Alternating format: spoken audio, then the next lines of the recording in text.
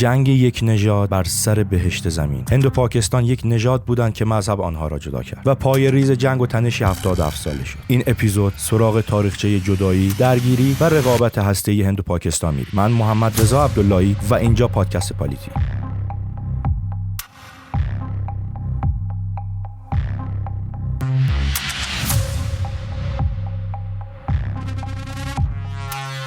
قبل از سال 1947 میلادی شبه قاره هند تبدیل به صحنه درگیری‌های سیاسی و هویتی شده بود. از طرفی کنگره ملی هند خودش رو نماینده همه اقوام میدونست و از طرف دیگر مسلم لیگ به نمایندگی انحصاری مسلمانان اصرار داشت و طرح پاکستان را برای ولایات عمدتاً مسلمان نشین پیریزی کرد. بر اساس این مشکلات ایدئولوژی دو ملت که مبنای آن مسلمانان و هندوها دو ملت جداگانه و هر یک سرنوشت خود را می‌طلبد تقویت شد. این فضا فرصت خوبی بود برای بریتانیا که با سیاست تفرقه بیانداز و حکومت کن اختلافات مذهبی رو افزایش بده. در ادامه توی تابستان 1946 شورش‌های خونین فرقه‌ای بین هندوها و مسلمانان در شهرهای کلکته، لاهور و دیگر شهرها آغاز شد و زندگی در کنار یکدیگر را برای همه سخت کرد. نهایتاً در 15 اکتبر 1947 شبه قاره هند به سه کشور عمدتاً هندو، یعنی همون هند، و مسلمان که منظورمون پاکستان غربی و شرقی تقسیم شد که این تصمیم گیری شتاب زده موجی از خشونت به پا کرد. که بخوایم واضح‌تر در موردش صحبت کنیم میشه گفت طی این اتفاق 1 میلیون کشته و 15 میلیون آواره شدن. هر دو کشور در بخش بنگال و پنجاب میزان قابل توجهی جمعیت برون مرزی داشت و این ایالات به دو نیمه هند و پاکستانی تقسیم شد. و بحران دیگر این بود که تصمیمات شتاب زده بریتانیا